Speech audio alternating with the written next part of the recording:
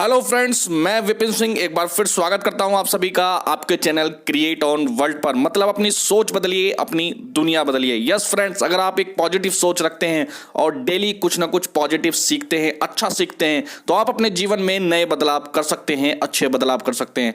तो एक बार फिर मैं हाजिर हूं आप सभी के बीच में रेनाटस वेलनेस प्राइवेट लिमिटेड की एक और अच्छे टॉपिक के साथ। तो फ्रेंड्स, अभी तक आपने हमारे चैनल को सब्सक्राइब नहीं किया तो जल्द से जल्द सब्सक्राइब करें और आने वाली मेरी लेटेस्ट वीडियो के लिए बेल आइकन का बटन जरूर दबाएं। साथ ही साथ इस बिजनेस की रेगुलर अपडेट लेते रहने के लिए आप हमारे चैनल टेलीग्राम चैनल को सब्सक्राइब कर सकते हैं। साथ ही साथ आप मेरी डेली जूम मीटिंग 11:30 मॉर्निंग में इसको अटेंड कर सकते हैं। इसकी संपूर्ण जानकारी, इस बिजनेस की संपूर्ण जानकारी आपको उस मीटिंग में जरूर मिलेगी। तो चलिए फ्रेंड्स, आज की इस वीडियो की शुरुआत करते हैं। तो चलिए फ्रेंड्स, बात करते हैं फ्यूचर ऑफ रेनाटस वेलनेस के ऊपर। रेनाटस वेलनेस के फ्यूचर को देखने के लिए हमें एक स्ट्रेटेजी के ऊपर चलना पड़ेगा, हमें एक स्टेज को देखना पड़ेगा। जब भी कोई इंडस्ट्री कदम रखती है किसी भी कंट्री के अंदर या किसी भी देश के अंदर, तो वो 3 फेज़ में सरवाइव करती है। कौन कौन से फेज़ में आप किस तरीके से ज़्यादा पैसा कमा सकते हैं, और यही फेज़ आपको डिसाइड करेगा कि आपकी इंडस्ट्री, जिस इंडस्ट्री में आप काम कर रहे हैं या बिजनेस कर रहे हैं, उस इंडस्ट्री में कितना स्कोप है या कितना उसका फ्यूचर होने वाला है। तो पहली स्टेज होती है दोस्तों अपकमिंग, यानी कि जब कोई इंडस्ट्री का जन्म हो रहा होता है, वो इंडस्ट्री जस्ट स्टार्ट हो रही होती है, वो फेज़ एक ऐसा फेज़ होता है जहां पर आप बहुत अच्छा पैसा कमा सकते हैं। इसे मैं एक बहुत अच्छे एग्जांपल से नेक्स्ट वाली स्लाइड में आपको समझाने वाला हूं। नेक्स्ट जो हमारे फेज़ होता है वो होता है हमारा पीक। यहाँ पर क्या होता है कि देखिए, जब इंडस्ट्री अपकमिंग जोन से निकल कर आपके पीक फेज में आ जाती है, यानी कि इस इंडस्ट्री जो इस समय अपने पीक टाइम में होती है, इस स्टेज में भी आप काफ़ी बेटर अच्छा पैसा कमा सकते हैं। लेकिन ये पैसा जो होता है ये अपकमिंग वाले टाइम से थोड़ा सा कम होता है। यहाँ पर कंपटीशन बहुत बढ़ जाता है, लेकिन फिर भी आप एक अच्छा पैसा यहाँ पर कमा सकते हैं। लेकिन इसके बाद थर्ड जो फेज़ आता है वो आता है मैच्योरिटी का, यानी कि ये इंडस्ट्री जो है अब लगभग समाप्ति की तरफ होती है। ट्रेंड बदल चुका होता है और लोग अब कुछ नया देखने की तरफ आगे बढ़ चुके होते हैं। यानी कि इन 3 फेज़ के अंदर ये डिसाइड हो जाता है कि आप किसी भी इंडस्ट्री को जब ज्वाइन कर रहे हैं, वो इंडस्ट्री किस फेज़ में सर्वाइव कर रही है। ये फेज़ बताएगा कि इस इंडस्ट्री में आप कितना पैसा कमाने वाले हैं। आगे चलते हैं, इसको एक एग्जांपल से समझते हैं। एग्जांपल देखिए, अगर 1940 से लेकर 2000 तक की मैं बात करूं तो 1940 में एक इंडस्ट्री आई थी जिसने जन्म लिया था। उसका नाम था मोटर एंड ऑयल इंडस्ट्री। इस इंडस्ट्री में आप देखें तो जब लोगों से ये बात करी गई कि आप अब बहुत जल्द एक ऐसी जो है मशीन आने वाली है जिस पर बैठकर आप अभी जिस यात्रा को कंप्लीट करने में आप 2 से 3 दिन लगाते हैं, आप कुछ घंटों में इसको पार कर सकते हैं। या आप मिलकर जो बहुत सारा काम करते हैं, कुछ मशीन्स ऐसी आने वाली हैं जो आपके काम को कुछ घंटे में करने वाली हैं। लेकिन लोगों ने इसको जल्दी से विश्वास नहीं किया। इसी तरीके से एक इंडस्ट्री आई, प्लास्टिक इंडस्ट्री। लोगों से बात करने लगे लोग कि देखिए, अभी तक आप मिट्टी के बर्तन में खाना खाया करते थे, बहुत सारी ऐसी वस्तुएं थी घर के अंदर जो मिट्टी की इस्तेमाल होती थी। लेकिन लोगों ने बात करें कुछ ऐसा मेटेरियल का, ये सारे के सारे वस्तुएं आने वाली हैं जो बहुत लंबे समय तक चलने वाली है। इसको आप एक बार यूज़ करने के बाद दोबारा यूज़ भी कर सकते हो। और इस तरीके से बातें हुई प्लास्टिक इंडस्ट्री को लेकर। फिर एक इंडस्ट्री आई आपकी कंप्यूटर एंड प्रॉपर्टी इंडस्ट्री, जो 1980 में इसका जन्म हुआ। कंप्यूटर का जन्म 1980 में हुआ, लोगों के बीच बातें होने लगी। अब जो 4-5 आदमी या एक पूरे ग्रुप का जो काम होता है, एक छोटी सी डिवाइस आपके सामने रहेगी, उसके अंदर बहुत सारा डाटा आप सेव कर सकते हो, बहुत बड़ी बड़ी कैलकुलेशन आप मिनटों सेकंडों में करने वाले हो। ये सब बातें आपके उस दौर में हुई। एंड सेकेंड इंडस्ट्री एक और यहाँ पर जन्म लिया था, वो इंडस्ट्री थी प्रॉपर्टी इंडस्ट्री। यानी कि जब लोगों ने अपने गांव देहात के एरिया को छोड़कर शहर में जाकर अपने घरों को डेवलप करना स्टार्ट किया, या उन्होंने ये फ्यूचर देखना स्टार्ट किया कि आने वाले समय में लोग जो है ऐसी जगहों पर जाने वाले हैं जहाँ पर रोजगार या जीने की सुख सुविधाएं ज़्यादा होने वाली हैं। ये सब प्रॉपर्टी इंडस्ट्री के पार्ट्स हुए। ये सब बातें लोगों के बीच में हुई।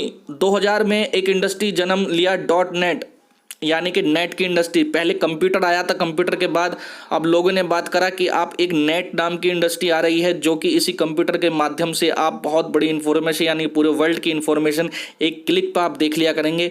ये सब बातें जब इंडस्ट्री आई, लोगों ने अपने अपनी तरीके से इन्होंने एक्सप्लेन किया। लेकिन देखिए, हर इंडस्ट्री के फेज़ में मात्र कुछ लोग होते हैं जो यस और नो की तरफ अपना रुझान रखते हैं। तो जब भी कोई नई इंडस्ट्री जन्म हो लेती है तो कोई भी व्यक्ति उसकी तरफ ध्यान नहीं देता है, लेकिन कुछ मात्र 1-2% व्यक्ति ऐसे होते हैं जो उसको हाँ करते हैं या वो फ्यूचर को देख लेते हैं, वो समझते हैं, अपनी दूरदर्शिता से उस चीज़ों को देख लेते हैं। अब देखिए मोटर इंडस्ट्री में अगर हम बात करें तो रतन टाटा का एक बहुत ज़बरदस्त एग्जाम्पल है। देखिए आज रतन टाटा जी को हर कोई व्यक्ति जानता है।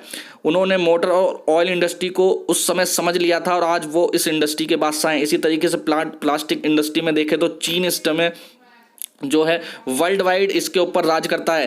कंप्यूटर एंड प्रॉपर्टी की बात करें तो इसमें आप देख सकते हैं कि बड़े बड़े इन्वेस्टर जो हैं, प्रॉपर्टी डीलर्स जो हैं, वो बहुत बड़े इसके अंदर इनकम ले रहे हैं। या आप कंप्यूटर की बात करें तो बिल गेट्स इसका बहुत बढ़िया एग्जांपल है। लेकिन इन सब लोगों ने जो 99% लोग थे जिन्होंने इस इंडस्ट्री को, इन सभी इंडस्ट्री को नेगलेक्ट किया था, जो ये कह रहे थे कि ऐसा कुछ नहीं होने वाला, ऐसा कुछ हो ही नहीं सकता, वो लोग इन सभी 1% लोगों के लिए एक बढ़िया यूज़र का काम करते हैं या इनके नेटवर्क में काम करते हैं। ऐसे ही दोस्तों कुछ इंडस्ट्री अब 2020 में जन्म ले रही हैं। वो इंडस्ट्री कौन सी है, उनमें से एक सबसे अच्छी इंडस्ट्री कौन सी हो सकती है, उसके ऊपर हम बात करने जा रहे हैं। 1% लोग जो हाँ करते हैं जब कोई इंडस्ट्री अपकमिंग मोड में होती है और उस समय जब वो उसको हाँ करके उसमें इंडस्ट्री में कदम रखते हैं तो वो आने वाले समय में बहुत अच्छा पैसा कमाते हैं। आगे चलते हैं, बात करते हैं कि अपकमिंग इंडस्ट्री है कौन सी। तो वेलनेस इंडस्ट्री अपकमिंग इंडस्ट्री है। ये वेलनेस इंडस्ट्री है क्या, इसको हम समझते हैं। देखिए वेलनेस इंडस्ट्री क्या है। वेलनेस इंडस्ट्री जो है, आपकी हेल्थ इंडस्ट्री जो है वो 2 पार्ट में डिवाइड है। एक आपकी सिकनेस इंडस्ट्री, एक आपकी वेलनेस इंडस्ट्री। अब ये हेल्थ इंडस्ट्री के अंदर सिकनेस इंडस्ट्री तो हम बहुत पहले से देखते आ रहे हैं, यानी कि जब लोग बीमार पड़ जाते हैं उनको ठीक करने के लिए जो भी लोग इस इंडस्ट्री में इन्वॉल्व हैं, कौन कौन हो सकते हैं, डॉक्टर्स, हॉस्पिटल्स, मेडिसिन, एलोपैथिक, ये सब क्या है, बीमार व्यक्ति को ठीक करने वाली ये सारे के सारी इंडस्ट्री है। इस इंडस्ट्री के अंदर हम बहुत समय से इन्वॉल्व हैं और हम समझते हैं कि जब लोग बीमार पड़ते हैं इन सभी फैसिलिटीज़ की तरफ हमारे कदम जाते हैं। लेकिन अब एक इंडस्ट्री और जन्म ले चुकी है 2020 में, वो है वेलनेस इंडस्ट्री। वेलनेस इंडस्ट्री का मतलब है कि लोग अब बीमार ही नहीं होना चाहते। लोग समझ चुके हैं कि मैं बीमार होने से पहले ही मैं कुछ ऐसी प्रक्रिया, मैं कुछ ऐसी एक्टिविटी कर लूँ जिससे कि मैं बीमारी ना पड़ूँ।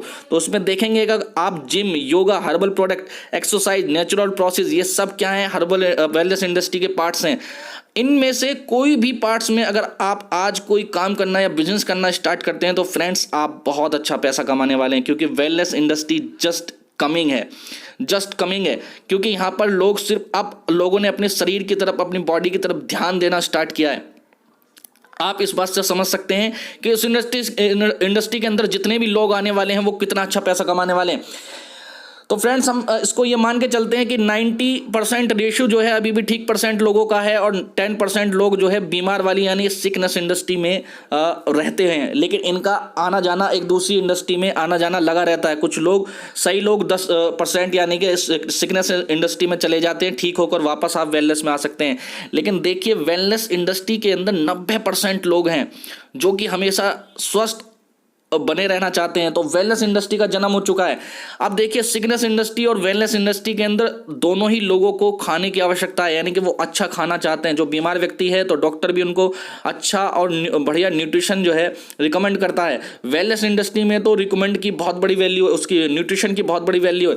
तो यहाँ पर आप देखेंगे जो फूड की बात आती है, जब खाने की बात आती है, तो इसके अंदर भी आप देखेंगे कि 2 चीज़ें हैं, 2 तरह का जो वैरायटी होती है इसमें, सिंथेटिक और ऑर्गेनिक। अब आप देखेंगे कि सिंथेटिक जो फूड है, हम सब जानते हैं कि आज हम जो भी खाना खा रहे हैं वो कितना प्रदूषित हो चुका है, उसके अंदर कितने सारे पेस्टिसाइड यूज हो चुके हैं। उसके अंदर हम देखेंगे जंक फूड है या इसके अलावा केमिकल से युक्त बहुत सारी चीज़ें हम खा रहे हैं जिससे हमारी बॉडी बीमार हो रही है। अब लोग इसको समझने लगे हैं, लोग ऑर्गेनिक यानी हर्बल की तरफ, नेचुरल की तरफ जाने लगे हैं। अब देखिए यहाँ पर देखेंगे कि रेनाटस वेलनेस का क्या रोल है। तो रेनाटस वेलनेस आपको क्या प्रोवाइड कराती है? रेनाटस वेलनेस आपको यहाँ पर एक अच्छे न्यूट्रिशन को प्रोवाइड कराती है, यानी कि एक अच्छा गुड ऑर्गेनिक फूड आपको प्रोवाइड कराती है।